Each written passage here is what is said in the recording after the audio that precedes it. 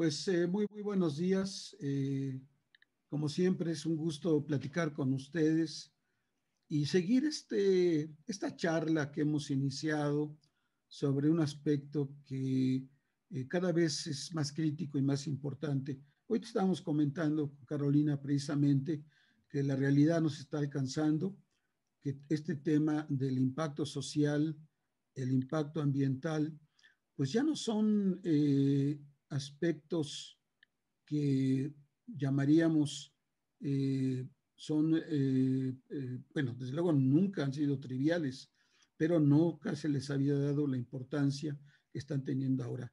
No hay vuelta, no hay duda, no hay duda, yo creo que no hay duda de que hay un cambio sustancial que está sucediendo aquí. Voy a hacer un muy ligero repaso de lo que hemos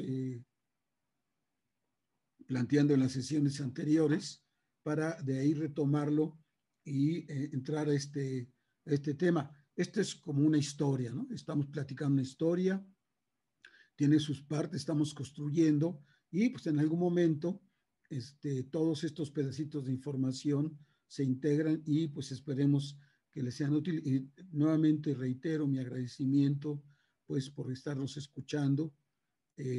Ya vamos a la séptima sesión, todavía nos faltan algunas, pero la idea es que pues, ustedes tengan su colección completa de cada una de ellas y la idea es que pues no solamente lo conozcan, sí, y si nos hacen el favor y de alguna forma lo pueden ustedes promover, es importante porque es parte de la cultura que se está creando y lo que Roberto llama la democratización del conocimiento. Muy bien, esta sesión es participación de los fondos de inversión tradicionales y de inversión de impacto en las finanzas públicas. Yo en general, mi trabajo profesional, pues, bueno, como saben, soy agrónomo originalmente y me he desempeñado en la parte financiera, tanto en la parte de deuda como en la parte de capital. Y en la parte de capital, fundamentalmente durante el periodo que estaba yo trabajando en Hacienda, eran los fondos de inversión tradicionales, no eran los nuevos fondos de impacto, porque en ese momento era un tema que fundamentalmente era, pues si no un pie de página, pues era un aspecto que simplemente había que tener en la mente. Pero bueno, esto es ahora cambiando y por eso lo estamos planteando. Muy bien.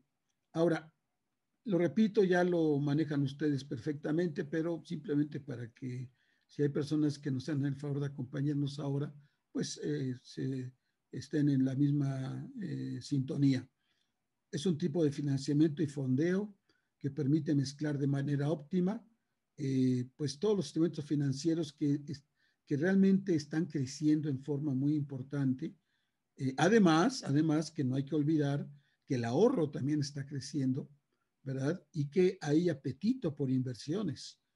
No es que yo lo diga, pero hemos estado con algunos empresarios que sí están buscando inversiones y están pensando seriamente en este tipo de enfoque. Entonces, la idea es no solamente aprovechar y capturar esos recursos financieros, sino mezclarlos en forma óptima y además, y aquí está la parte más importante, la intencionalidad. ¿Para qué?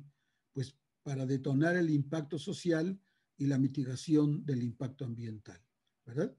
Es decir, son como dardos, como flechas que lanzamos al futuro y lo que queremos decir es, queremos detonar el impacto social y la mitigación del impacto ambiental. Muy bien. Como hemos dicho, ¿cuáles son los elementos fundamentales? Voy a ir un poquito rápido porque esto pues ya hemos platicado, pero simplemente para recordarlo, pues la idea de que estamos tratando de hacer frente a una gama de barreras de inversión propias a proyectos de sustentabilidad.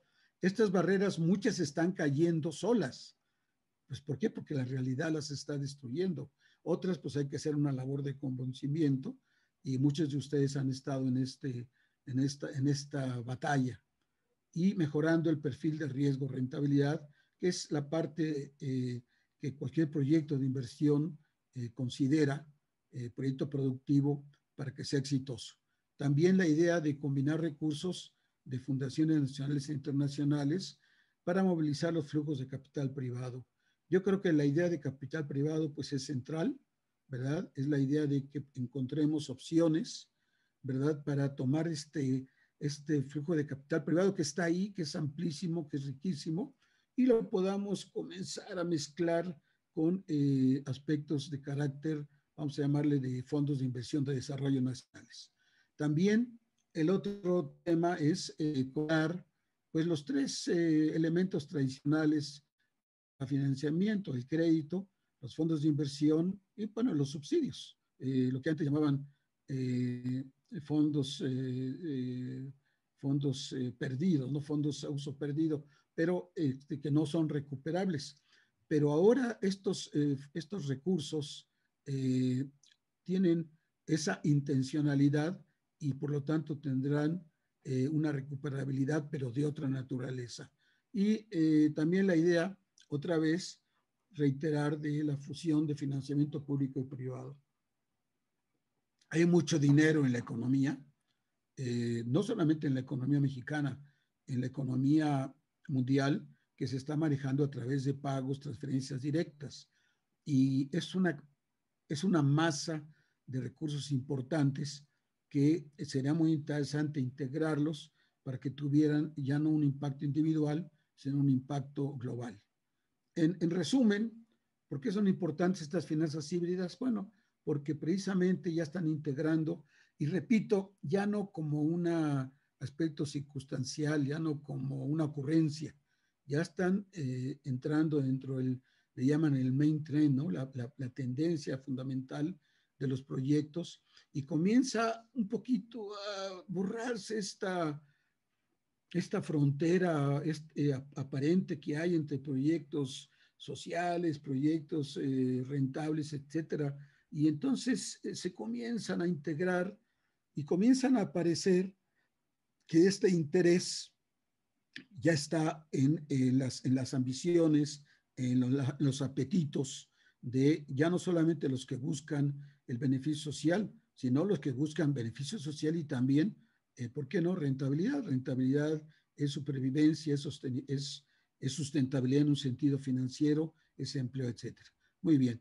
Contenido del curso, pues ya saben, comenzamos con finanzas híbridas, lo explicamos, platicamos el sector financiero en México, digamos cuáles eran los principales indicadores macroeconómicos y microeconómicos. Hoy te vamos a dar algunos ejemplos de su importancia. Hablamos de la banca de desarrollo y fundamentalmente la banca de desarrollo la vimos mucho desde el punto de vista de crédito, ¿verdad? De deuda, más que de inversión, pero obviamente lo contiene. La banca internacional pues está presente con todas las instituciones y el ecosistema correspondiente. Y luego hablamos ya de cómo dentro del área de inversión hay unas etapas y cada etapa tiene una diferente, digamos, conveniencia en cuanto a cómo ir combinando los recursos. Y finalmente hoy vamos a ver la participación de los fondos de inversión tradicionales y de inversión de impacto en las finanzas públicas. Lo demás pues ya los iremos platicando. Muy bien. Aquí, instrumentos de financiamiento, esto lo repito muy rápidamente, en términos generales, pues ya saben que está deuda, es el crédito que hay de corto plazo, es la gasolina del proyecto, los gastos que hay que hacer, nómina, etcétera, etcétera. El largo plazo que está más orientado a lo que es equipamiento, y del capital, pues tenemos varias modalidades que ahorita vamos a platicar de ellas. Capital semilla, capital emprendedor, capital privado y bolsa de valores. Entre crédito y capital hay unas modalidades mixtas. Estas modalidades mixtas son, por ejemplo, deuda subordinada, que es muy interesante. Le llaman deuda mezanine, ¿verdad? No es exactamente crédito ni no es exactamente capital. Puede comenzar como crédito, pero se puede convertir en capital.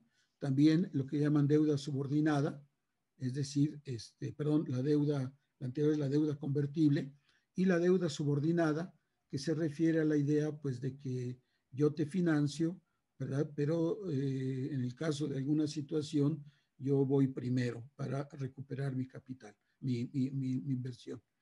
Y lo comento porque ayer estuvimos en una reunión muy interesante con el director de una empresa de un agroparque. Ellos son holandeses, llegaron a México hace 14 años y pues en un espacio y en una situación en que pues todo esto que estaban haciendo de tecnología, de alta tecnología para invernaderos no existía, se estaba iniciando y literalmente ellos lo iniciaron con lo que sería ya los invernaderos de cristal, pero lo comento porque en aquel momento nosotros participamos y les conseguimos financiamiento que tenía muchas de estas características. Había uno que llamaríamos una parte de deuda subordinada que venía del Fondo Holandés de Desarrollo, tenía una parte de subsidios y tenía otra parte de participación propia. Y ellos comenzaron con 7 hectáreas, les ha ido muy bien, producen el bell pepper, el pimiento y ayer le preguntaban cómo les ha ido por el asunto de la pandemia, y la respuesta fue: vendemos 500 millones al año y nos ha ido muy bien. Qué lástima que nos ha ido bien y que pues esto pues tenga un efecto en otros sectores. Entonces, ahí está un ejemplo, digamos, de un éxito en la forma de financiamiento, en la forma de operación y en algunos aspectos que voy a mencionar. Pero bueno, ahí lo que quiere decir es que ellos manejaron deuda subordinada por parte del Fondo Internacional de los Holandeses. Muy bien. Crédito y capital, pues como hemos dicho, es muy importante. La idea es buscar la mezcla idónea. Cada uno de los dos formas de financiamiento tiene objetivos diferentes. Esto ya lo platicamos. Y tiene objetivos diferentes y esos objetivos diferentes hay que verlos en este contexto. ¿Cuáles son las diferencias entre crédito y capital como instrumentos de financiamiento? Nuevamente los vamos a mencionar. Crédito es bajo riesgo y rendimiento, es decir, el que da crédito, desde el punto de vista, me estoy refiriendo al que lo otorga de la oferta, pues es de bajo riesgo, ¿verdad? Tampoco se esperan altos rendimientos, son pues realmente las tasas, ya saben, activas, pasivas, etcétera, la tasa de interés, y no hay más, eso es sencillo. El capital es muy diferente porque ahí sí, como dicen, nos las estamos jugando desde el punto de vista de los que lo ofrecen. Hay alto riesgo y rendimiento sujeto a condiciones de resultados, los negocios que se invierten. O sea, el oferente, el fondo de inversión, el inversionista ángel, el que está entrando ahí, está esperando alto riesgo, lo sabe, pero también altos rendimientos y que son contingentes, digamos, a los resultados del proyecto. En el caso del crédito, el origen de los recursos público y privado. ¿Se acuerdan que vimos banca de desarrollo? Había banca múltiple y había banca de desarrollo.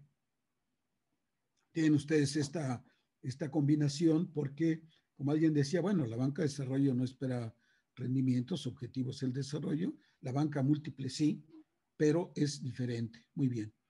Ahora, el capital es diferente porque ahí los recursos son mayoritariamente privados, no son recursos públicos y aunque ya hay, de hecho, un servidor trabajó en una entidad que desarrolló fondos de inversión, digamos, desde el sector público, pero con un planteamiento privado, ¿verdad? En este sentido. Entonces, ahí esa es la idea de los capital. Bueno, el crédito normalmente se puede aplicar en corto y largo plazo. Decíamos corto, pues ya saben, corto es para otra vez la gasolina del negocio, ¿verdad? La habilitación, el avío, como le llaman en la agricultura. Y largo plazo, pues es sobre todo para equipamiento. El capital definitivamente es de largo plazo, bueno, es la capitalización, así le llamamos, ¿no? La capitalización. Y entonces la capitalización como tal es un proceso en el que ustedes mejoran sus activos, eso va a reflejarse desde luego en acceso a mercados, aumento de la productividad, aprovechar la escala, ¿verdad? Si no tienen ustedes largo plazo, pues se manejan a un nivel, digamos, limitado, pero cuando ustedes tienen inversión de largo plazo, equipamiento, aumentan su escala y por lo tanto aumentan sus operaciones. En el caso del crédito, pues es posible hacerlo de manera masiva y debe ser estrictamente regulado para evitar posibles riesgos sistémicos. Los bancos utilizan lo que cuando yo estudié en la Universidad de Illinois se llamaba el análisis discriminante, que no es otra cosa más que una herramienta estadística que se apoya en lo que le llaman el concepto del umbral. La idea es esta. Ustedes van a entrar a un cuarto, vamos a llamarlo así, pero hasta se pueden ir acercando a la puerta, pero mientras no cruzan el umbral, no están dentro del cuarto. Entonces, es muy parecido el concepto que maneja la banca. Tiene funciones de análisis discriminante en el que le preguntan a ustedes, oye, ¿tienes casa, no tienes casa? ¿Qué edad tienes? ¿Estás casado, no estás casado? Etcétera, etcétera. Y todo eso se alimenta en un modelito que marca si ustedes cruzan o no cruzan el umbral de elegibilidad. Así es, o sea, es un manejo generalizado, es masivo.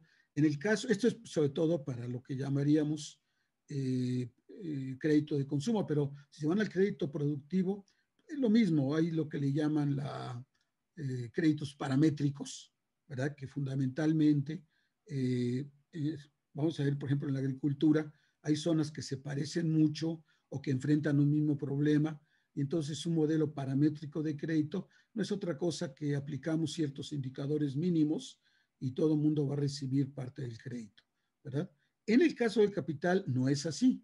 En el caso del capital hay que hacer lo que le llaman trajes a la medida. No actúa masivamente y en condiciones de riesgo aislado caso por caso. Eso es como dijimos en la otra ocasión, es un matrimonio y el concepto fundamental, lo he dicho y lo vuelvo a comentar porque es el más importante de todos, es en el caso de crédito, si yo gano, tú ganas, si yo pierdo, tú no pierdes, porque están las garantías, las colaterales. En el caso del capital, si yo gano, tú ganas, y si yo pierdo, pues tú pierdes, ¿verdad? Ven qué interesante es desde el punto de vista de financiamiento los dos instrumentos, pero los dos instrumentos van a depender su aprovechamiento dentro de las etapas del proyecto. Se trata de una idea, un plan de negocios, simplemente estamos comenzando en actividades preoperativas, ya iniciamos operaciones, a alguien le gustó el proyecto, se está siendo fondeado, nos expandimos, estamos en crecimiento o ya estamos en plena consolidación y eso pues representa una etapa diferente del proyecto y finalmente llegamos a la madurez, ¿verdad? Esta línea de cómo los proyectos, bueno, no todos los proyectos van avanzando o deberían de avanzar y bueno, lo que habíamos dicho siempre, el Valle de la Muerte, ¿verdad? Este periodo en que están ustedes pagando recursos, están pagando amortizaciones, si es que tienen crédito, o están gastando simplemente, pero no tienen todavía flujo de ingreso. Si sobreviven y el 80% no sobrevive el Valle de la Muerte, bueno, pues ya tienen todas estas actividades. ¿Qué opera en cada uno de ellos? Bueno, pues en el caso primero, para el caso específico de esta etapa, bueno, Capital Semilla, ahorita platicamos en detalle, en inicio de operaciones Capital Emprendedor, y aquí podemos hacer una pequeña muestra donde pues le metemos subsidios, ¿verdad? Dice, CONACYT tenía un concepto de, bueno, te doy un apoyo para que arranques, ¿verdad? Capital Semilla es alguien, como vamos a ver ahorita, que lo que está es aportando el proyecto en su primera operación, el capital emprendedor, y ya cuando esto está expandiéndose, cuando el mercado y el proyecto ya está más maduro, pues tenemos fondos de capital privado, lo que se llama en la jerga financiera el equity. crédito. Bueno, les quiero mencionar, y muchos de ustedes ya lo saben, que por muchos años pues nos manejamos con muchos anglicismos simplemente porque no teníamos todavía el equivalente de términos en español. Y entonces esto ha ido caminando, estoy avanzando, y ahora tenemos, por ejemplo, ya le damos al capital de riesgo, perdón, al venture capital, bueno, pues ya le llamamos capital emprendedor, al capital privado, ya le llamamos, al equity le llamamos capital privado, etcétera. Muy bien. Entonces esto se da en los avances. Y finalmente, cuando está el proyecto maduro, pues es deuda y capital de valores. Muy bien. Ahora, si lo vemos desde el punto de vista del, a ver, me permiten, del punto de vista del empresario, perdón.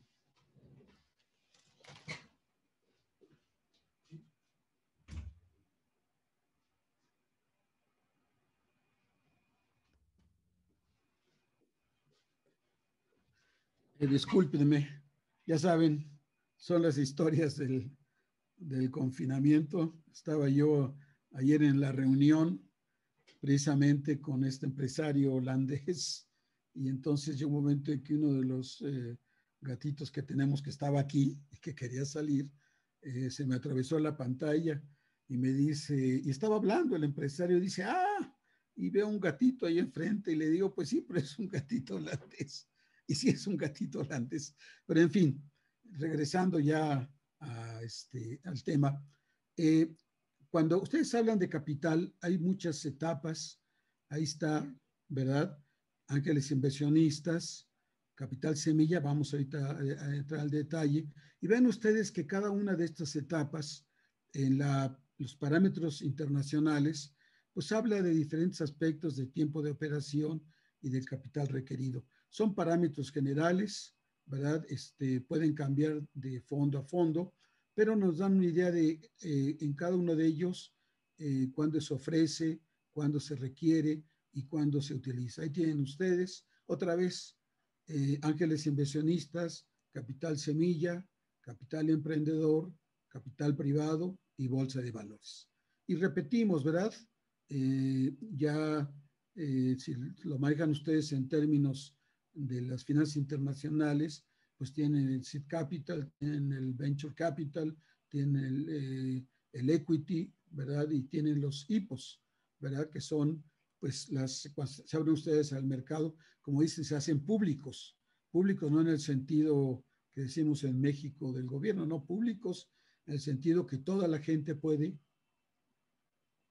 participar comprando acciones. Muy bien. Vamos aquí ya a comenzar, ya esto es, digamos, nuevo, en comparación con la que hemos visto anteriormente, y comenzar a platicar de algunos de los aspectos. ¿Qué es un inversionista ángel? Es una persona con la capacidad económica de invertir en emprendimientos en su etapa inicial con riesgos y retornos altos, ¿verdad? Es una persona, es en este caso una persona, vamos a llamarla una persona física que pues tiene ese interés, tiene ese apetito por apoyar proyectos en su etapa inicial y que obviamente están acompañados por riesgos y retornos altos, ¿verdad? Mucho de lo que es el desarrollo tecnológico se maneja en ese sentido. Luego entramos al capital semilla.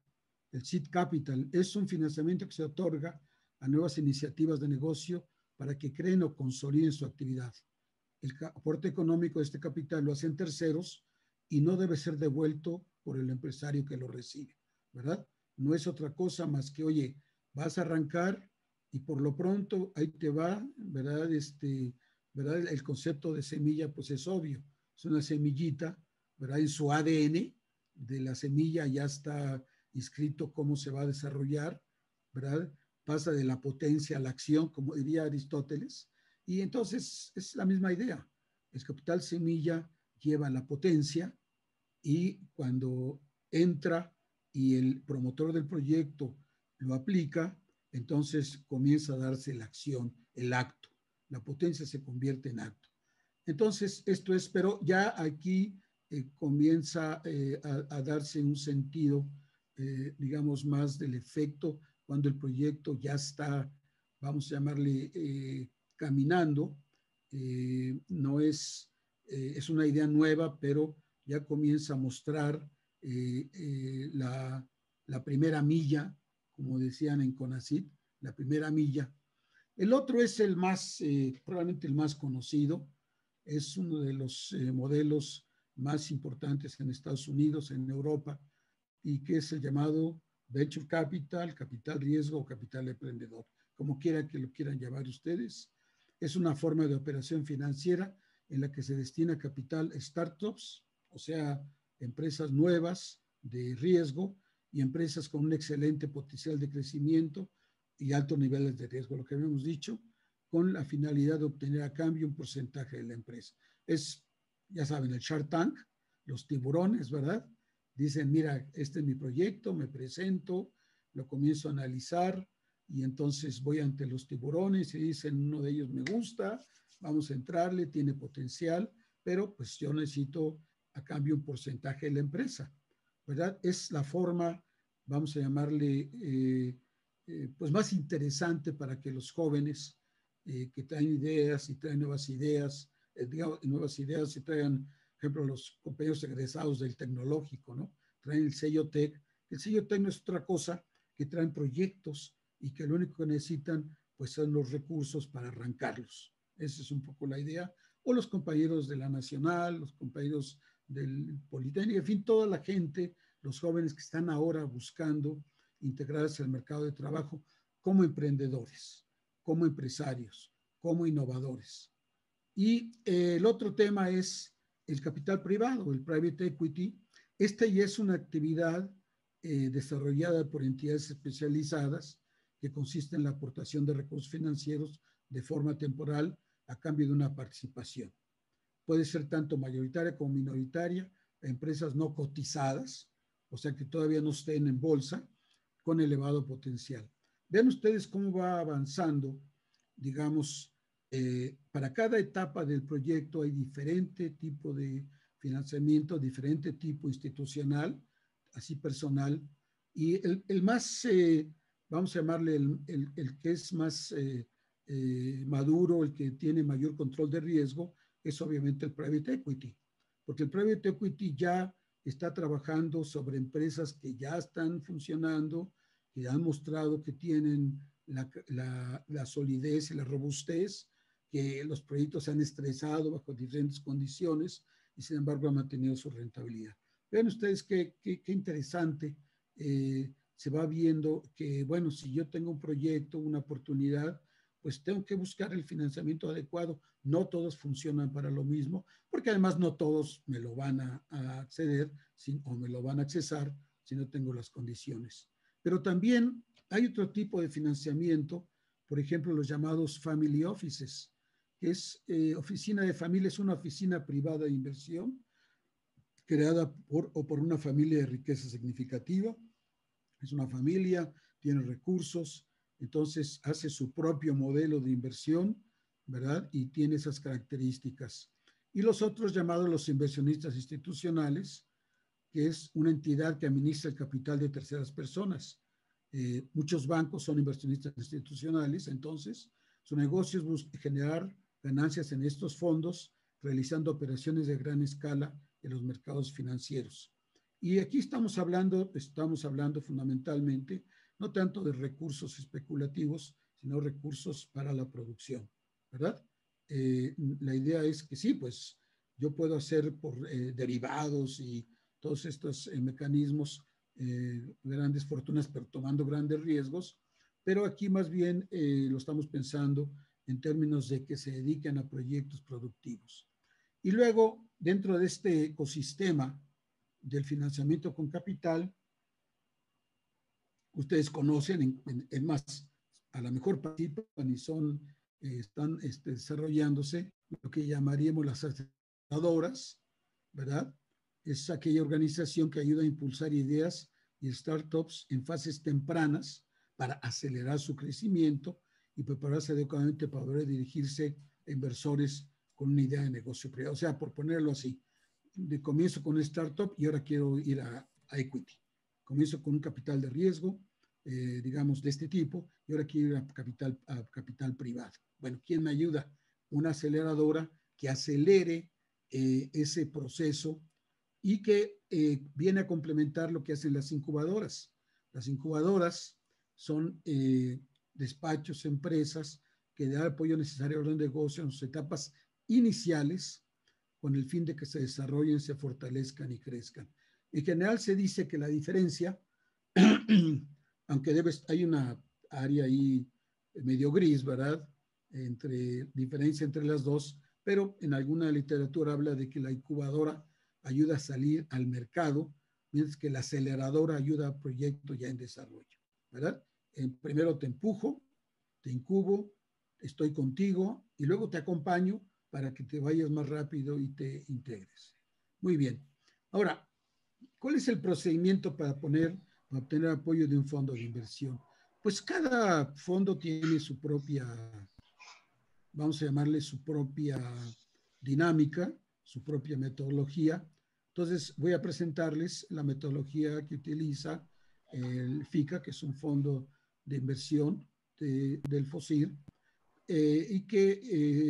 pero que creo que es un modelo desarrollado y probado, además, para garantizar que los proyectos efectivamente tengan ese manejo de riesgo y rendimiento adecuado. Pues primero el análisis del proyecto. Bueno, ¿qué me vendes? ¿Qué traes? ¿Qué comes? Etcétera. Enséñamelo, ¿no? ¿Cuáles son las características? Y en el análisis integral del proyecto entran pues todos los elementos que ustedes saben. ¿Cuál es la propuesta de valor? ¿Qué es lo que quiero? Es decir, es una especie de planteamiento que también no solamente habla del empresario, perdón, de la empresa, habla también del empresario. ¿Quién eres? ¿Sabes del negocio? ¿Eres nuevo? ¿Ya lo has hecho muchas veces? ¿Es la primera vez? Etcétera. Y ese análisis integral, y está hablando ya de un procedimiento operativo, tiene que acompañarse de una carta de términos y condiciones. ¿Por qué? Porque les habíamos dicho que en el caso del, por ejemplo, el private equity, pues lo que pasa es que es una aportación temporal de los inversionistas en el proyecto, pero eventualmente esa aportación está fijada en un tiempo, que puede ser 5 o 7 años o 10 años, dependiendo de las condiciones que se den. Y esas condiciones, pues marcan de entrada, bueno, si te quieres salir, ¿qué sucede? Oye, ¿por cuánto tiempo? Y si te sales, ¿cuál es el múltiplo? O sea, ¿cuál es el valor de las acciones que adquiriste en el momento de salida? Y desde luego, esto es muy importante, se lleva a un comité de inversión. Esta idea del comité de inversión es crítico para cualquier empresa, entidad, organización que quiera tener proyectos exitosos, porque tiene un elemento muy interesante ahí, que es una decisión colegiada. No es la decisión de alguien en particular. Y es colegiada porque en ella participan, desde luego, pues los que van a presentar el proyecto, pero normalmente se acompaña por lo que le llaman consejeros independientes, o sea, aquellos notables, por llamarle así, que tienen experiencia, que han trabajado en bancos, que conocen proyectos, pero que traen ese know-how, esa expertise y lo integran a la decisión de aquellos que tienen, pues, como dicen, un riesgo que correr. El consejero, pues lo único que riesgo que está corriendo pues, es su reputación, pero la forma como él lo maneja es qué pasaría si el dinero fuera mío, ¿verdad? Y es muy importante porque ya no es la decisión de uno o de dos y de tres, pero además no es solamente de los que tienen, como dirían, vela en el entierro, sino aquellos que lo ven desde afuera con mayor objetividad. Yo pienso que es un punto neurálgico que hace la diferencia entre decisiones unipersonales, familiares, discrecionales, a cuando se toma una decisión en forma colegiada, ¿verdad? Es el mismo concepto que maneja pues prácticamente todas las organizaciones con éxito. Tienen sus comités y esos comités están desarrollados para que efectivamente se mida. Bueno, otra vez comenzamos, siempre lo digo, lo que dijo Plinio, ¿verdad? Lo único cierto es la incertidumbre. Y ya sabemos, cualquier persona que sepa estadística sabe que en todo hay un factor aleatorio. Ahí le ponemos en la regresión una épsilon. Es algo que no podemos explicar, que no controlamos, ¿verdad? Y bueno, ahora cada vez menos. Pero esencialmente lo que se está tratando de hacer es que vamos a llamarle ese pedacito que no controlamos, que no conocemos, que está simplemente fuera de nuestras manos, sea el mínimo posible y que todos los factores estén considerados. Repito, es un elemento fundamental para el éxito de cualquier organización, cualquier patrimonio que se ponga en riesgo, que se sujete a este tipo de protocolo, porque en realidad es un protocolo que además documenta todo lo que sucedió. Y luego, pues el llamado due diligence, ¿verdad? Que esencialmente es el debido proceso y es lo que pasa. Ya me autorizaste mi proyecto, muy bien, pero ahora sí, los que vamos a dar el recurso, pues vamos a ver si no tienes, como dicen, esqueletos en el closet. No traes un problema laboral, no traes un problema de impuestos. Y es muy interesante porque nos comentaba una persona que participó en el Shark Tank, en este programa, que efectivamente le dieron en su presentación, en un startup, presentó todo su proyecto, dijeron, perfecto, uno de los inversionistas dijo, adelante, yo le entro con tanto. Muy bien. Bueno, el due diligence se tardó un año, es decir, el proceso de revisión de las características que él dijo que tenía el proyecto y todos los elementos que rodean al mismo, pues no son triviales, toman tiempo y pueden ser costosos. Pero lo que hacen es que evitan sorpresas, evitan situaciones en que me dijiste esto, pero resulta que fue otra cosa. Me dijiste que no tenías pendientes y resulta que sí tenías. Entonces, la idea del due diligence es central. Como digo, estamos llenos de anglicismos. El correcto español, lo vamos a cambiar, es debido proceso, ¿verdad? Para que esto suceda. Y finalmente se pasa al comité técnico del fondo. Pero vean ustedes todo el procedimiento que se siguió, que es muy diferente. Bueno, es diferente en el sentido de cómo se van haciendo los pasos de, por ejemplo, la autorización de un crédito, ¿verdad? Un crédito tiene parámetros muy definidos, a veces se define por el tamaño del proyecto, hay créditos grandes, créditos medianos, créditos pequeños. Normalmente los créditos, como les digo, se van así, se meten en la tubería y salen y se autorizan o se rechazan.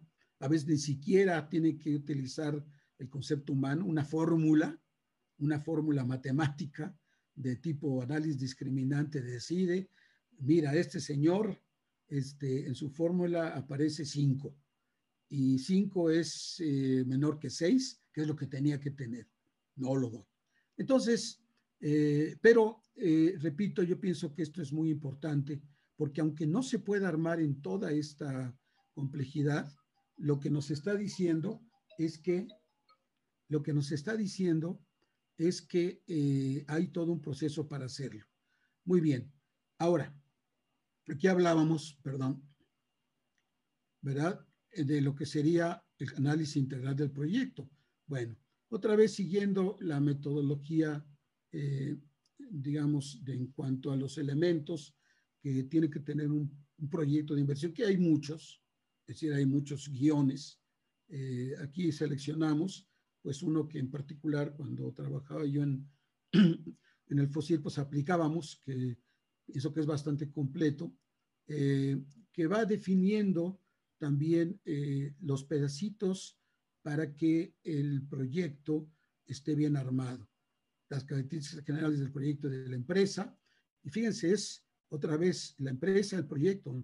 A veces son proyectos que van dentro de toda una canasta de un portafolio de proyectos de una empresa. A veces van solos, pero siempre hay que tomar el mercado. Bueno, análisis de mercado, eso no necesito pues enfatizarlo. Todos sabemos la importancia del mercado, todo comienza con el mercado. Ayer se le hacía una pregunta pues muy importante al empresario o al director holandés de esta empresa de invernaderos que factura 500 millones y le preguntaron, bueno, ¿qué es lo más importante para tu negocio? ¿Qué es lo que decide? ¿Qué es lo que te preocupa más? ¿Es el precio del producto? ¿Es el costo del producto? ¿Es el rendimiento? Lo que le llaman, bueno, en el caso de invernaderos, ahora sí que cuáles son las toneladas por metro cuadrado, porque ahí no se maneja por hectárea, pero, y él contestó una cosa muy interesante, dijo, yo no sé ni me interesa cuál es el precio. ¿Por qué? Porque yo manejo precio de contrato. Yo le quité, por el tipo de producto que manejo de exportación, yo manejo precio de contrato. Entonces, mi tema es, el mercado ya lo tengo, ya está definido, ya sé a cuánto me van a comprar. Mi pregunta es hacia adentro, el estilo de administración, cómo manejo el negocio. Bueno, ese es un caso de exportación muy desarrollado, muy maduro, pero pues en la mayoría de los proyectos no es así necesariamente y el mercado se constituye en el principal elemento. También yo recuerdo cuando trabajamos o colaboramos en comités de inversión de FIRCO, es una entidad un fideicomiso que daba subsidios, apoyos a proyectos y el director, cuando él salió y yo le pregunté, yo era miembro del comité de inversión, decía, oye, ¿cómo te ha ido? ¿Qué pasó con todos los proyectos que autorizamos? Dice, pues unos fracasaron, otros les fue bien. Pero ¿cuáles fueron los elementos que más explican o que mejor explican el que hay unos proyectos hayan fracasado y no hayan podido, o sea, ¿qué explica la tasa de mortalidad de tu fondo? Porque en realidad era una especie de fondo. Me dijo, mira, son dos partes fundamentales, por lo menos en mi experiencia. Uno, el mercado. Simplemente no hubo una adecuada evaluación del mercado. Ya saben, sobre todo los que comienzan los muchachos emprendedores, no, mi producto es buenísimo, este se va a vender, van a venir, van a tirarme la puerta para comprármelo y bueno, pues no sucede, no hay tal, entonces ese es un primer problema. Y el otro me dijo, el otro problema es que los proyectos que no caminaron tuvieron un elemento en común que subestimaron su capital de trabajo, es decir, no evaluaron bien cuáles eran los requerimientos que tenían que tener para que el proyecto siguiera caminando. Y esto pues es muy importante.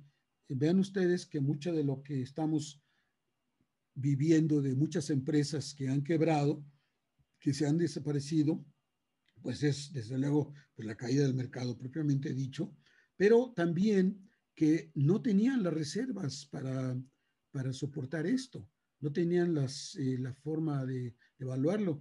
Un aspecto que menciona este director holandés de su invernadero, dice, nosotros a los compañeros que tuvieron el COVID, les seguimos pagando, teníamos la reserva, los seguimos apoyando. Es decir, es un tema de la capacidad, el tema de administración en este contexto, de adelantarme a lo que viene. Acuérdense, este es el llamado riesgo sistémico.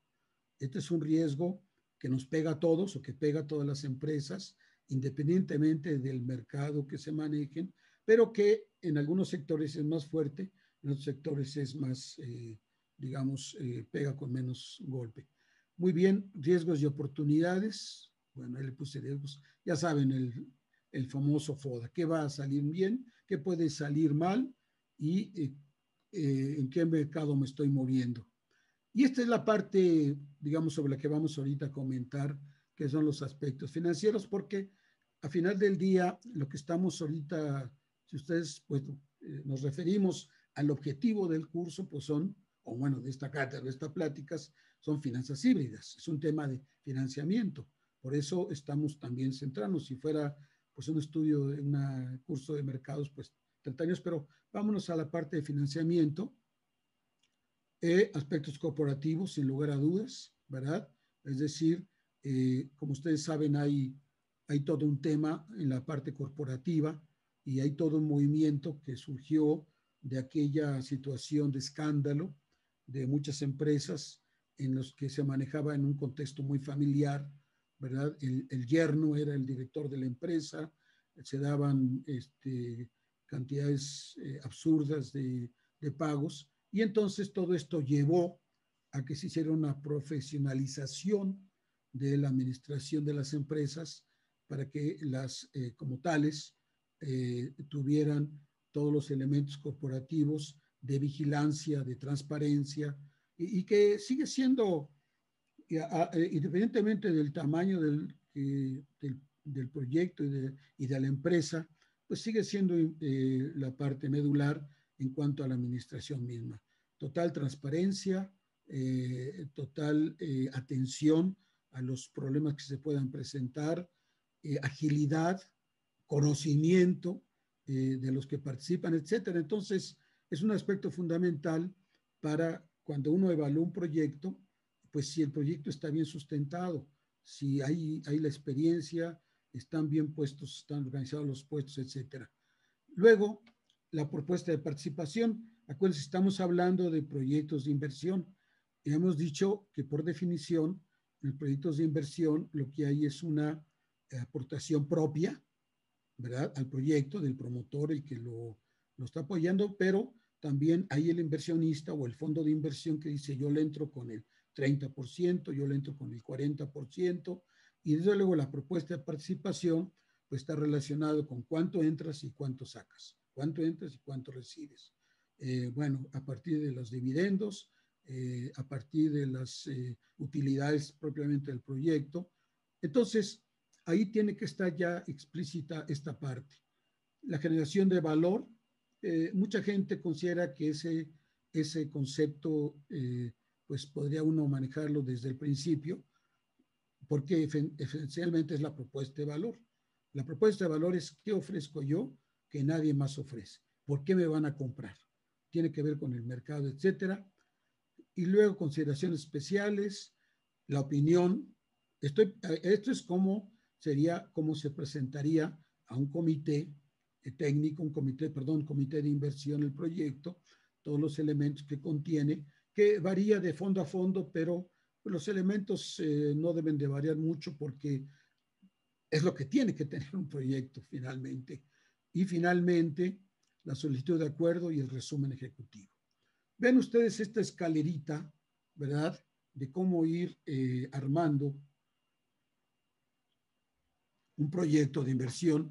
Aquí estamos hablando de fundamentalmente capital privado, es para proyectos que ya están, o empresas que ya están más desarrolladas, que están creciendo, pero estrictamente hablando, los elementos quizá en otra dimensión, pues deben estar presentes también en una startup, en un proyecto emprendedor, porque pues son temas que hay que considerarlos, hay temas, finalmente el proyecto tiene que ver el mercado, tiene que ver la tecnología, tiene que ver cómo se va a estar organizado, obviamente tiene que ver la parte financiera, hacer las corridas, etcétera, y también pues tiene que tener una solicitud de, bueno, ahí está mi proyecto, estoy solicitando recursos y cuánto quiero y para qué lo quiero y el que lo está recibiendo qué va a obtener de esos recursos.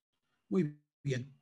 Entonces, esto es lo que vamos a hablar un poquito de la parte de proyecto de inversión, en la parte de evaluación, porque es la parte donde queremos nosotros enfatizar y comenzar a contrastarlo con los proyectos de inversión de impacto.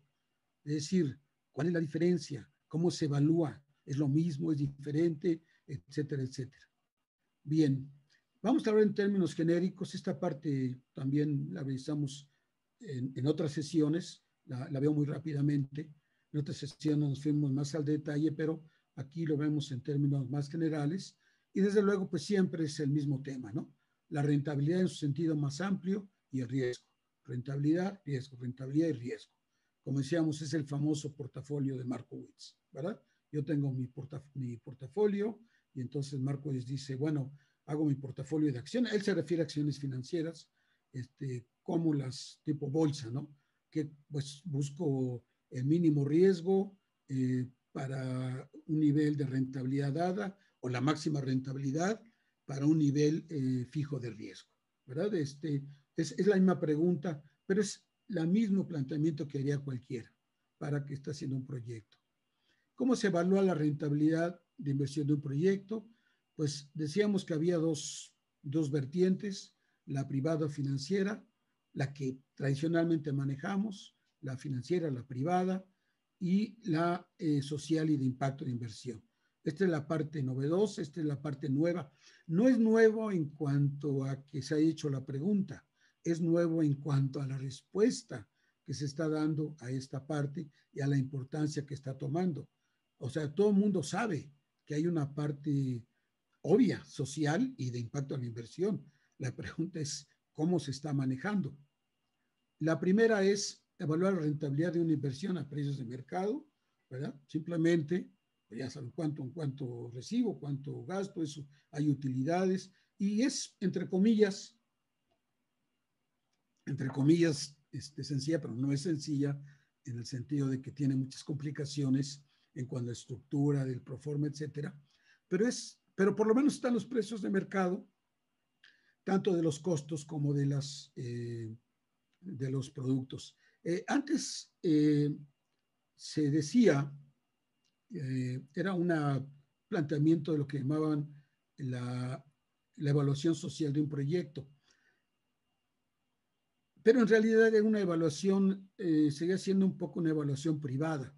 La diferencia estaba en cómo entendíamos costos o ingresos, no cómo los medíamos. Porque se decía, por ejemplo, en la evaluación social versus la evaluación privada, si yo tenía un proyecto, un negocio, y estaba considerando mis costos o mis utilidades, ¿cómo entraba un impuesto?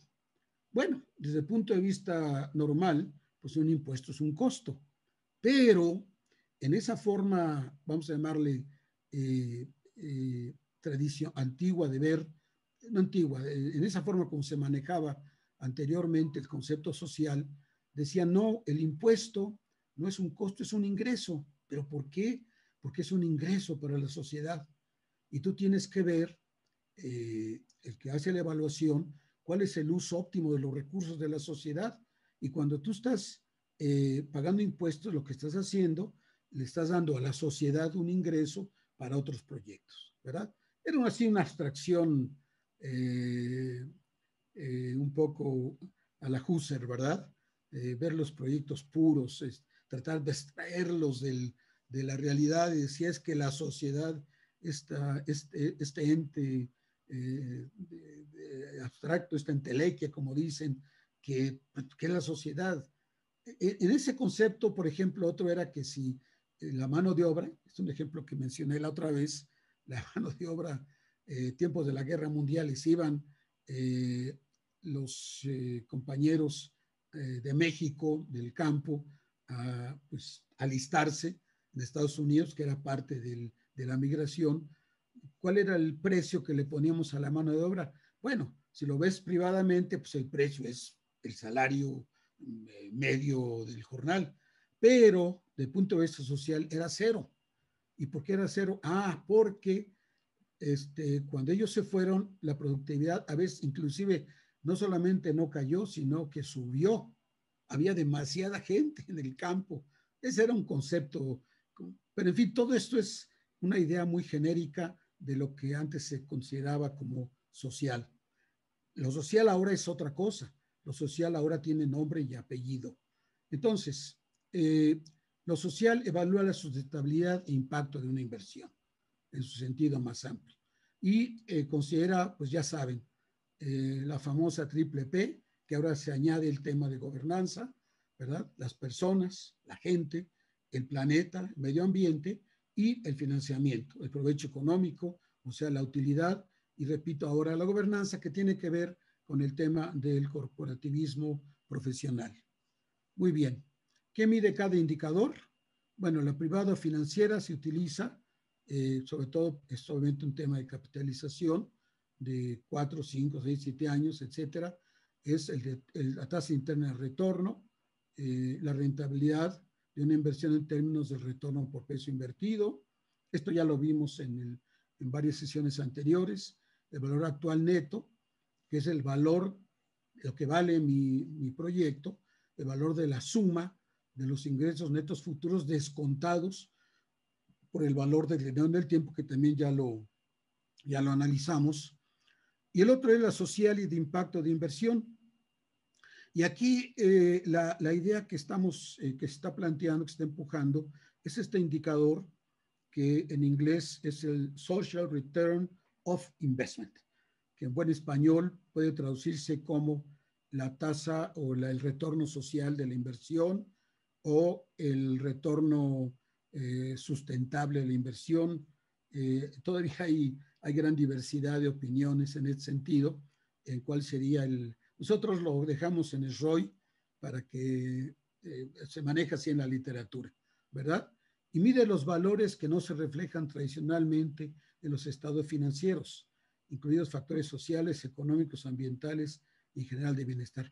Vamos a hacer al final ahorita un ejercicio concreto, con datos concretos sobre esto. Bueno, de la TIR, ahí la tienen ustedes, ¿verdad? Como comentamos, ya la explicamos, ya platicamos, ya vimos el detalle de cómo armarla, qué significa, etcétera. Y lo mismo el valor actual neto, ¿verdad? Los elementos que entran. Quizá lo más importante aquí de entre los dos es destacar que la TIR es interna, es por la estructura propia del proyecto, y entonces se compara el resultado de la TIR pues con el costo de oportunidad, o sea, la tasa de interés del proyecto de bancaria o financiera, y entonces nos dice si el proyecto es buena idea o es mala idea. Todos los fondos de inversión pues tienen sus parámetros de cuál sería la tasa o la TIR mínima que estarían dispuestos a aceptar. Bueno, máxima, la que sea.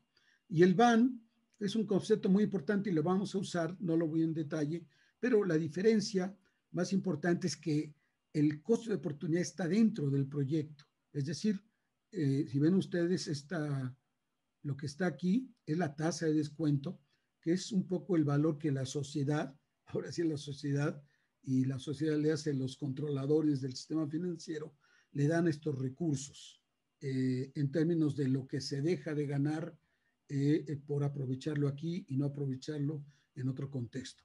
Entonces, aquí le estamos metiendo un factor externo.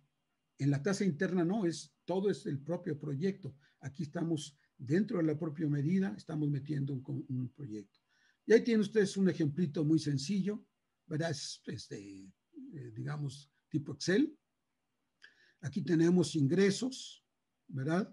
Aquí tenemos capital de trabajo, la inversión, flujo neto, etcétera. Y está el cálculo de la tasa interna rentabilidad, 41%, el valor presente neto, a una tasa de descuento de 10%. Aquí lo que quisimos mencionar, quisimos presentar, es algunos aspectos que son críticos y que afortunadamente la estadística nos permite evaluar, que es la volatilidad. ¿Cuál es la volatilidad de mis ingresos? Bueno, pues depende de la volatilidad de tus precios, depende de la volatilidad que te permite la tecnología, lo mismo en cuanto a los precios de los insumos. Y es fundamental porque hay que comparar siempre lo que dijimos que iba a suceder con el proyecto con lo que efectivamente sucedió, ¿verdad? La llamada curva J, y esto nos permite ver dónde nos equivocamos.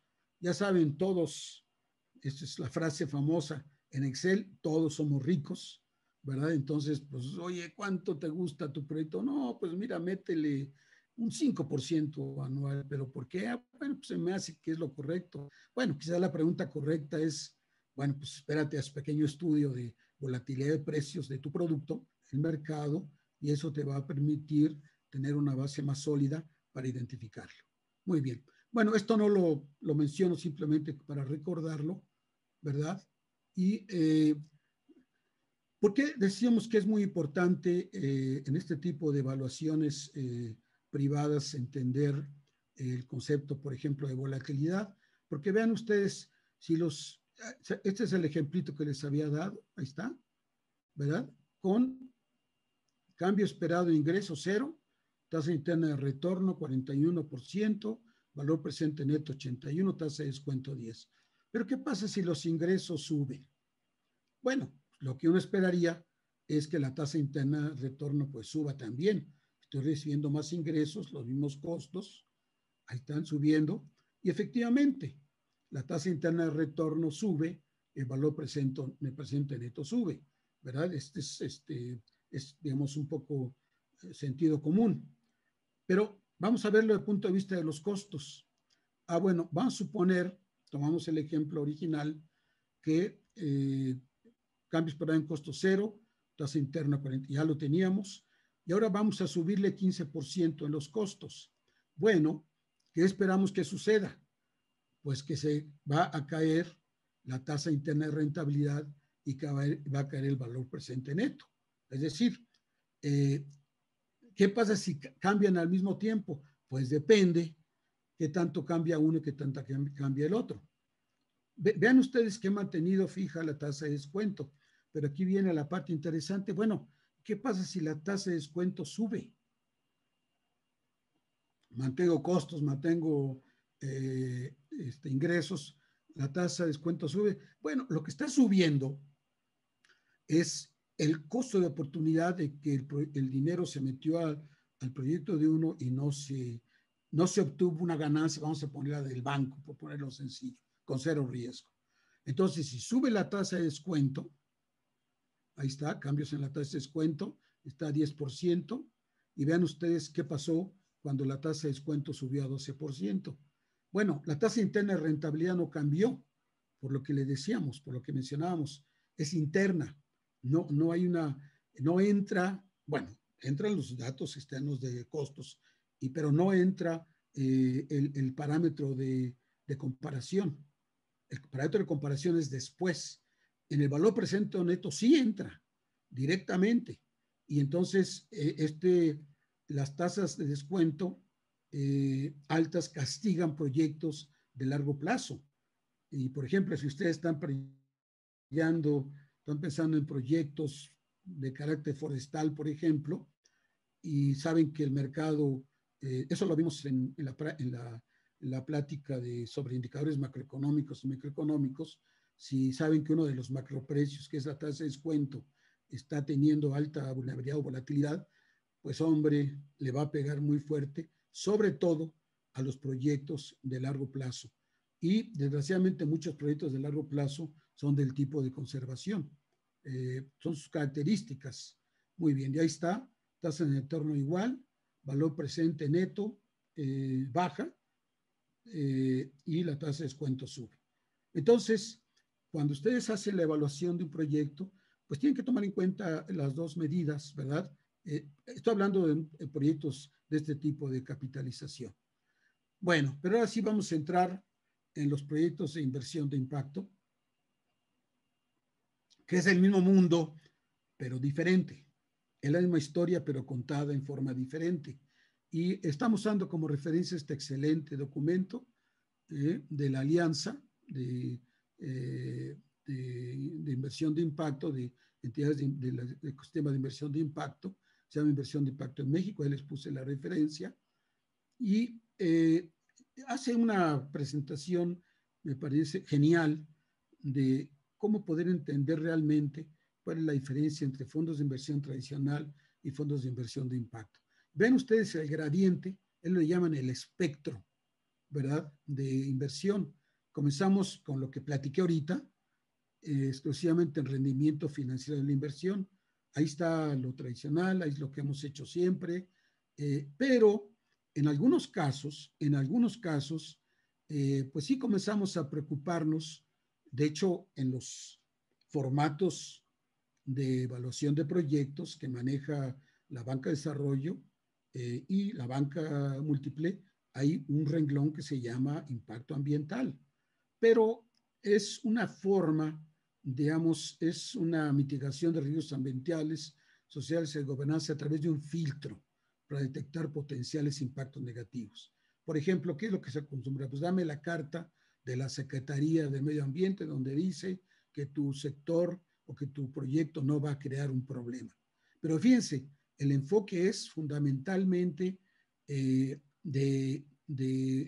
evitar aspectos negativos o, en el mejor de los casos, de parchar lo que salió mal. En, en, la, en el libro de La Cuna a la Cuna, de dos investigadores europeos, alemanes y holandeses, ellos lo que dicen es que el problema de los proyectos de medio ambiente es que cuando sucede un problema son parches, sí son parches, o sea, oye, pues fíjate que hubo un problema de contaminación, bueno, pues ahí voy, lo arreglo, todo eso. Y que estrictamente hablando, un proyecto ahora y cada vez con más sentido, desde el principio, debe estar pensado para evitarlo. Y no solamente evitarlo, y aquí viene la segunda parte, inversión de impacto, ya es una búsqueda activa. Fíjense, ya no es, no, pues no, voy a evitar que suceda lo negativo. No evites que suceda lo negativo, busca que suceda lo positivo. Es una actitud muy diferente, este, digamos, tanto financiera como desde el punto de vista de evaluación hacia el proyecto. Búsqueda activa de impactos sociales y ambientales positivos que son medibles y que pueden generar un rendimiento financiero competitivo. Fíjense que, como dicen, qué chulada de definición. Ahí está todo, ¿verdad? Búsqueda activa de que ahí está la intencionalidad, impactos sociales y ambientales positivos, que además deben ser medibles y además que tengan un rendimiento financiero competitivo. Ahora sí, como dirían, el mejor de los mundos, ¿verdad? Hay otras formas, que es lo que llaman ahora el venture philanthropy, que es aceptan rendimientos financieros por debajo del mercado, pero siguen buscando todo lo que hemos dicho anteriormente, y lo que es la filantropía pura, que le entra a desafíos sociales, pero que tienen claridad de que por ninguna razón no tienen por qué esperar un rendimiento financiero. Muy bien, aquí está un ejemplo de algunas organizaciones. Hay muchos fondos, preferí no hacerles una lista, simplemente mencionar algunas organizaciones que los tienen integrados y que ustedes pues en la bibliografía ahí está, pueden pues revisar y conocerlos, que son muchos, ¿verdad? Es de cientos, en los flujos que se mueven en los fondos de inversión, tanto los tradicionales como los de inversión de impacto, ya alcanzan cantidades muy interesantes. Y por eso insistimos en la idea que son oportunidades. La masa de dinero está ahí, pero hay que cumplir con las condiciones. Ahí está el caso de la LATCA, que es inversión de capital privado en América Latina. No voy a entrar en detalle, su presentación ustedes lo pueden ver con más calma. La otra muy importante es la MESCAP, que integró a las fuentes de financiamiento de capital privado, aunque también entran en algunos startups, algunos de capital emprendedor, y lo que ellos fundamentalmente tienen asociadas son a los fondos de inversión que, como saben, aportan dinero inteligente. Y dinero inteligente quiere decir que no solamente van con el recurso, sino que van con todo el know-how de administración, de tecnología, etcétera, que hace que los negocios tengan mayores posibilidades. Nuevamente, ahí ustedes pueden revisar pues todos los aspectos que ellos se mencionan. Vamos a entrar un poco a este concepto de inversiones de impacto. Son inversiones realizadas en compañías, organizaciones y fondos con la intención de generar impacto social, medioambiental y retorno financiero, ¿verdad? Y puede darse en muy diversas condiciones. Déjenme ponerles aquí lo que la bibliografía que les mencioné presenta como el ecosistema. No todos son fondos. Hay entidades públicas, hay incubadoras, hay aceleradoras, hay una serie de, hay fundaciones, muchas de ellas inclusive de carácter filantrópico, que forman este ecosistema, pero que todos tienen dentro de su ADN ahora ya la idea de esa intencionalidad de buscar, fíjense, de buscar impacto social, eh, ambiental y de gobernanza positivos. Además, además de tener, digamos, un rendimiento financiero aceptable. Estas son algunas de estas. Ustedes pueden, ahí abajo tienen la cita, pueden revisarlo en el internet, no hay problema. Y ahí está Ashoka, MESCAP, Nacional Financiera, etcétera, etcétera. Nacional Monte de Piedad. Nosotros hicimos un estudio para Teletón, un estudio de impacto, y su principal fondeador era Nacional Monte de Piedad. Y precisamente la idea era que ellos ya conocieran el impacto que se está desarrollando en Milo. También estamos haciendo un estudio para Greenpeace, porque el tema de impacto cada vez es más importante. Muy bien. Y ahí está lo que les mencionaba en esta grafiquita de la literatura que les he comentado.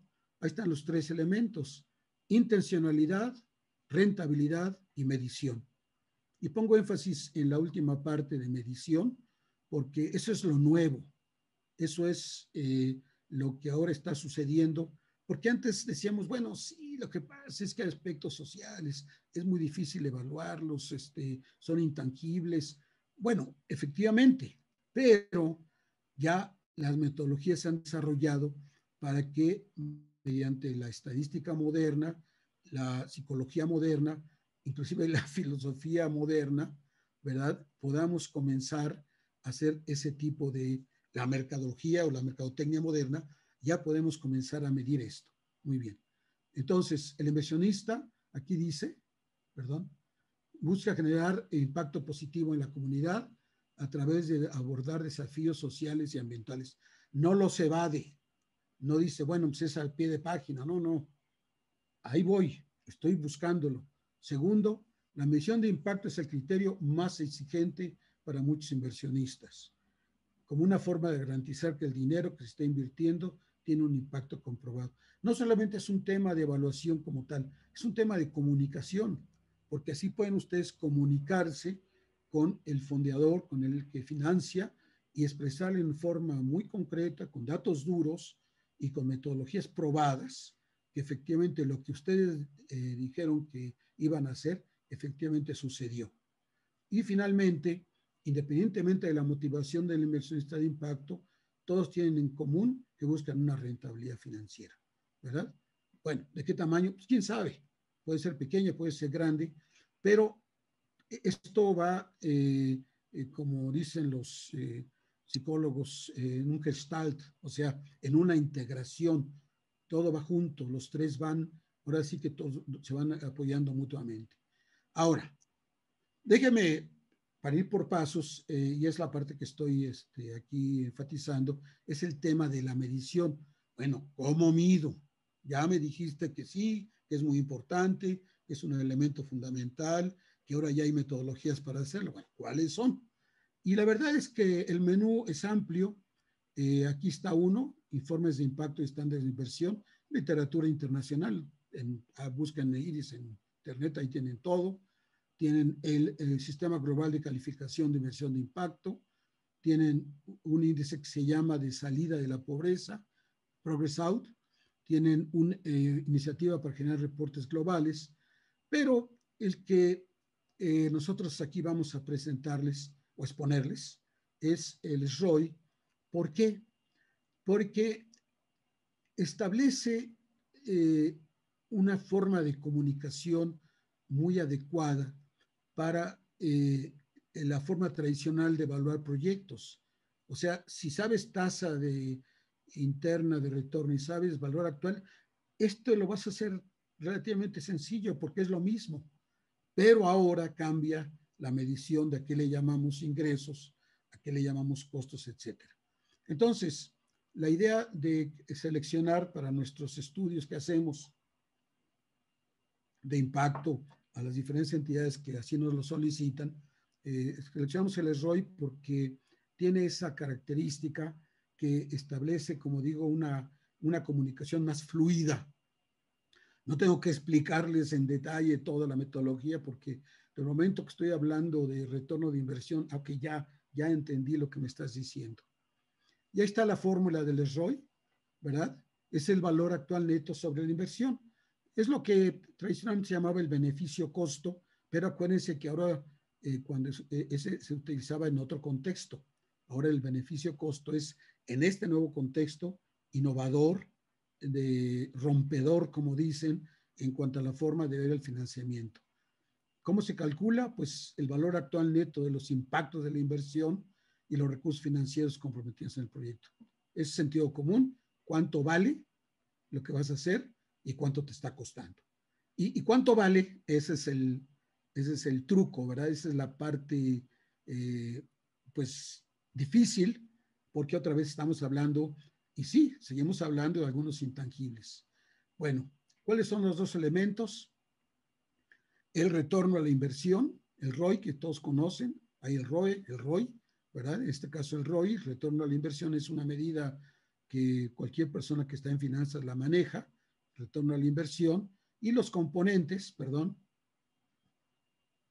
aquí está, y los componentes de bienestar, que es lo nuevo. Retorno a inversión es una medida de rendimiento utilizada para evaluar la eficiencia de una inversión o comparar la eficiencia de una serie de inversiones diferentes. Repito, este es finanzas corporativas estándar. Intenta medir directamente el monto del retorno de una inversión en particular en relación al costo de la inversión. Se divide por el costo de la inversión, es el retorno sobre el costo, y el resultado se expresa como una relación. Pero, y aquí es donde viene la novedad, la ROI tradicional no incluye los beneficios sociales y ambientales que genera el financiamiento, que no están en los estados financieros y que sin embargo existen y que forman parte de la nueva forma de evaluar el uso de los recursos financieros a través del bienestar en forma integral. Muchas empresas ya lo hacen, muchas empresas ya lo desarrollan, pero no muchas empresas ya lo miden y menos lo incorporan y lo integran en sus esquemas de solicitud de recursos. Ya lo hicieron, ya lo conocen, o sea, hablaban prosa sin saberlo. Y esta forma se soluciona con una nueva métrica que se llama el Social Return for Investment. Muy bien. ¿Para qué sirve? Es un método para medir valores, ya lo dijimos, e identifica la eficacia de una organización para utilizar capítulo y otro capital para crear valor para la comunidad. Nos decía el director holandés que él durante toda su gestión, su central, cuando ya se le preguntó sobre la parte de lo más importante, sí, dijo la administración, tomando en cuenta el factor humano. Y lo hizo por años. Y pues le dije, oye, pues documentalo, ya lo hiciste, te puede servir, porque otra vez hablabas prosa sin saberlo. Mientras que ese análisis beneficio-costo tradicional se utiliza para comparar diferentes inversiones, esto es, el ROI nos sirve para evaluar el progreso general de ciertos desarrollos. Es más amplio, pocas palabras.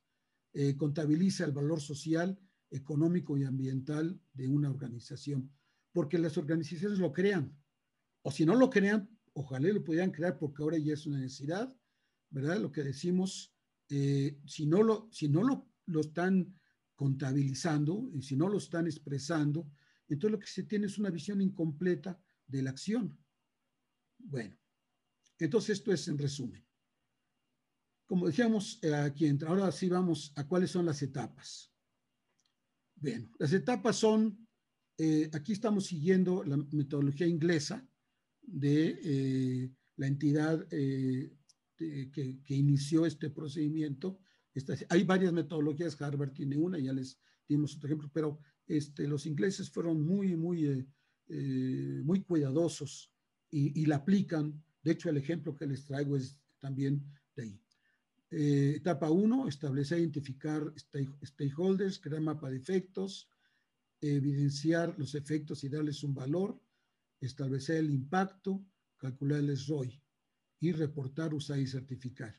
Vamos a irnos un poquito rápido. En la tarde hay una otra plática que va a ir más en detalle sobre esto, sobre medición de impacto, y ahí se puede ir con más calma, porque estamos un poco limitados también de tiempo.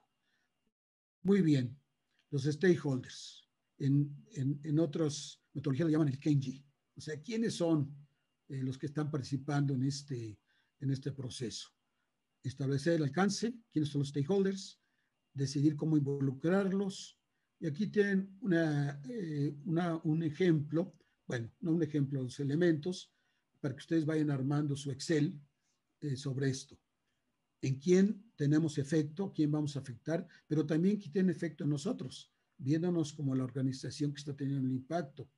¿Quién cree usted que cambiará? ¿Qué cree que usted cambiará para ellos? ¿Cuáles son los cambios contemplados y no contemplados? O sea, la teoría de cambio.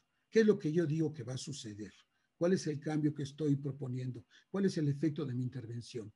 Y aquí este ejemplito es muy sencillo, de Gran Bretaña, que se llama Wheels to Meals, que es su objetivo, etapa 1, proveer un club de meriendas para 30 personas mayores que residan localmente, con beneficios sanitarios y sociales adicionales, llevando a los residentes hasta un club.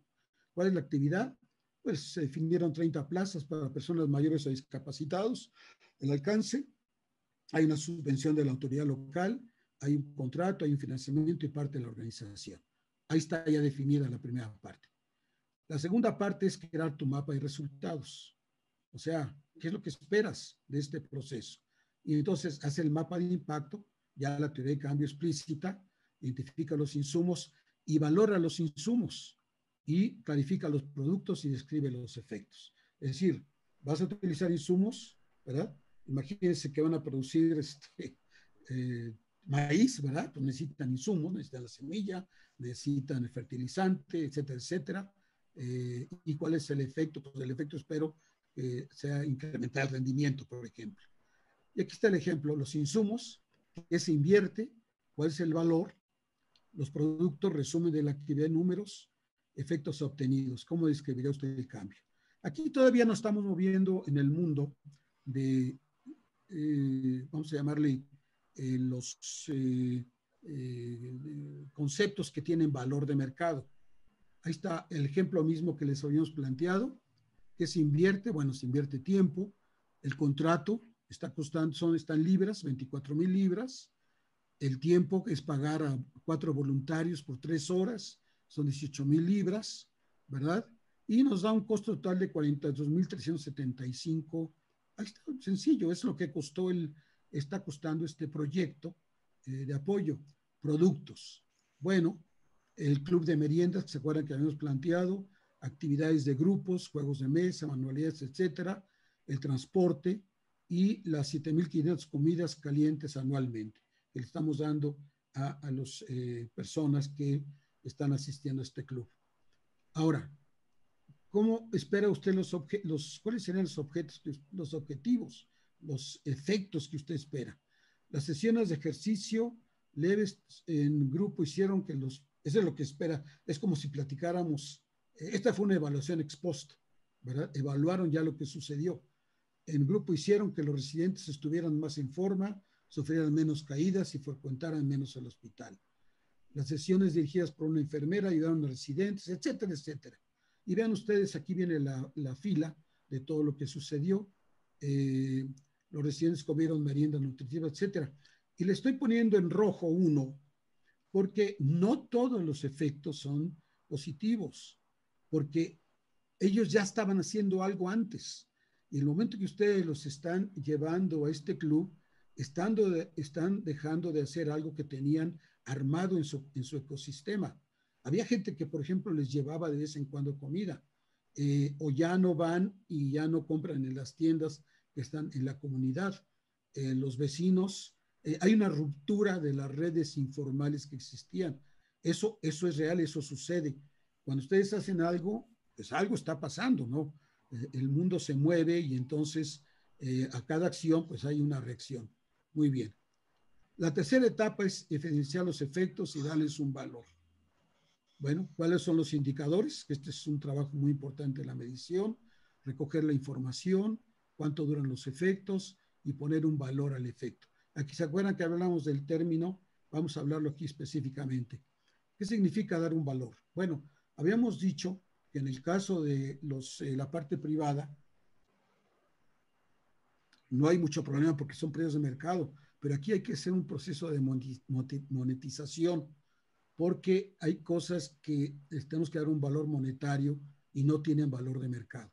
El concepto que se utiliza son las aproximaciones o proxies que usamos en estadística, ¿verdad? Cuando no tengo forma de medir una variable, utilizo una variable proxy que se parece.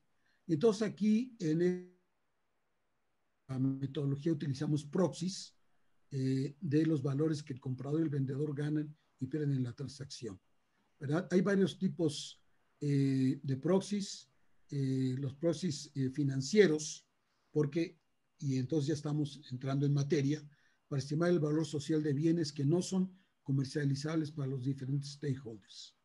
Bien, hay dos tipos de proxies, los directos, perdón, y los directos son el ahorro de costos, o sea, por hacer esto estamos ahorrando costos.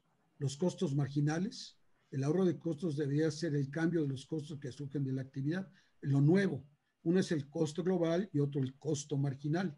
Los incrementos de ingresos y los indirectos son la preferencia manifestada. Son varios métodos que existen para evaluar los proxies. Bueno, ¿cuánto está la gente dispuesta a pagar, por ejemplo, porque no se utilice el agua de una comunidad para fines de riego? No, no es que la necesitamos nosotros para nuestro propio uso. O es común, ¿verdad? Cualquier proyecto productivo que va a afectar la naturaleza, pues hay algo que va a afectar y hay la preferencia manifestada. Valoración contingente, que es lo que la gente está dispuesta a pagar para que no suceda lo que queremos que suceda, lo que va a suceder con el proyecto, la preferencia revelada, el precio hedónico, el costo del viaje y valor del tiempo. Son metodologías todas estas que se utilizan para calcular estos proxies indirectos, pero que lo que nos dicen es, no sé el valor, no hay un valor explícito en el mercado, entonces voy a preguntarle a la gente qué representa para ellos, o voy a utilizar datos duros para hacer una aproximación de esto. Muy bien. Por ejemplo, participante, persona con problema de salud, efecto esperado, mejora en la salud mental por efecto de nuestra intervención, el indicador, cantidad de tiempo dedicado a socializar, grado en que los participantes se involucran, grado de uso de servicios de salud mental. Y aquí vienen los proxies, por ejemplo, el costo de inscripción, si tuvieran que inscribirse a un club social, ¿cuánto les costaría? ¿Cuánto se están ahorrando? El costo de sesiones, ¿cuánto les costaría asesoramiento psicológico? En fin, todo lo que represente lo que se están ahorrando. En el caso, por ejemplo, del Teletón, será muy claro, porque si los padres de los niños pues tuvieran que asistir a una clínica privada, pues les sale una lana. O si tuvieran que de tomar necesidad el seguro social, pues sí, pero el tiempo que están ahí también representa un costo. Entonces hay ahorros que se están generando. Pero qué mejor que lo veamos en el ejemplo, el indicador, cómo lo mediría, la fuente, cuál es el cambio que hubo, cuánto dura, el proxy financiero, el valor y la fuente, donde obtuvo la información. Ahí están los cálculos ya concretitos, ¿verdad? De los outcomes, o sea, lo que cambia, el resultado que estoy generando, y ahí están los valores. Los indicadores, hay formas, aquí lo que le decía, de dónde obtuvo la información, investigación puntual, cuestionarios de entrevistas, evaluación anual de voluntarios, etcétera, etcétera. Y hay datos duros, por ejemplo, cómo sé lo que ahorraría por el libro de costos del NHS, es el National Health Service de Inglaterra. Ahí, ¿cuánto costó? Etcétera. Y entonces, de forma proxy, lo que determinamos es cuánto está yo ganando, cuánto nos estamos ganando o cuánto se está ahorrando. El costo de envío a domicilio para compras, bueno, esto es una caída los 1.375 libras que se perdieron porque ahora todo esto lo hace a través del club. Entonces, ¿cuál era la fuente? Pues Tesco. ¿Cuánto les cobra? Es una cadena de supermercados. Y ya vamos rápido, establecer el impacto. Aquí hay, es muy interesante porque aquí hay que, y es muy importante cuando uno analiza el impacto, definir, bueno, yo tuve un impacto, por ejemplo, porque yo fui y les pagué el fertilizante a los agricultores y creció el rendimiento. O yo les di crédito y mira cuánto creció el rendimiento. Pero espérate, tú no eres el único que estabas ahí. ¿Qué habría sucedido si no participas? A lo mejor de todas maneras crece, pero no tanto. Bueno, ¿quiénes más están contribuyendo? Bueno, pero tú entraste y quitaste a otros. Entonces, el impacto de la intervención sería la cantidad multiplicada por el proxy financiero menos el peso muerto, el desplazamiento y la atribución. Ahí está lo que están diciendo. Teórica, supuestamente muchos cuando hacen el impacto, mira todo lo que logré, el impacto es esto, ¿verdad? No, espérate, lo que lograste es esto, porque resulta que este es el contrafactual. Esto es, no importa que tú hubieras estado o no, esto es lo que se hubiera hecho. Luego participaron otros actores, quítale. Luego el costo de oportunidad, realmente tu participación es esta. Y como, digamos, el concepto del impacto hay que ser transparente, hay que documentar lo que realmente uno tuvo. Bien, el aumento, la disminución, déjenme ponerle los datos, es más fácil así. Ahí está el peso muerto, qué habría sucedido sin la actividad, quién más contribuiría al cambio, decrecerá el efecto en el futuro. Y ahí tienen ustedes los beneficios generados, ya ahora sí que en libras y peniques, ¿verdad? Como ellos dicen. Ahí lo tienen ustedes especificados, son 82.508 libras. Y para terminar, calcular el ROI. Bueno, pues calcular el ROI es lo mismo que hicimos con el BAN, el valor actual futuro, el periodo de retorno, etcétera, y ahí está. El ROI fue 193, aquí está, utilizando una tasa de descuento, ¿se acuerdan que decíamos del valor actual neto? Utilizando una tasa de descuento de 3.50, estos son los egresos, ¿se acuerdan? Los 42.000 libras, este es el valor actual de los beneficios generados, y por lo tanto, de tipo beneficio-costo, 193. Este es otro ejemplo de Corea, ¿verdad? Es otro ejercicio en el cual se les hizo pero nosotros, está en la literatura, y este caso era para una empresa que lo que hace los apoya para fines de que consigan empleo, los capacita, y ahí obtuvo ese ROI. Bien, para terminar, entonces, perdón. Muchas gracias. Resumo entonces, el concepto es, yo les pediría que la parte que yo les encargaría o les solicitaría que guardaran, que creo que es de más importancia, es la idea de que en los fondos de inversión de impacto, bueno, en los fondos de inversión hay que hacerlo bien, con cuidado, siguiendo un protocolo para asegurar rentabilidad y riesgo.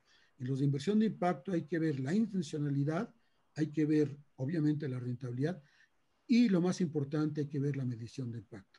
Pues señores, muchas gracias, les agradezco su atención a esta sesión y pues estamos a sus órdenes para el próximo viernes. Gracias.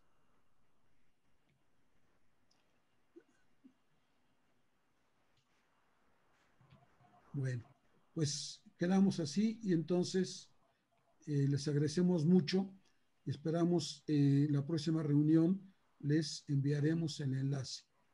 Muchas gracias.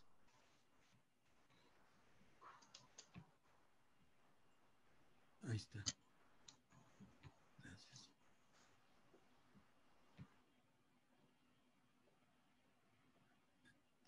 Hay algunas preguntas, le voy a solicitar a mi hijo que él trae tema de internet, que me haga el favor y después yo las reviso y con todo gusto las contestamos. Y bueno, simplemente queremos mantenernos en este espacio y de verdad muy amables y que tengan ustedes un bonito fin de semana.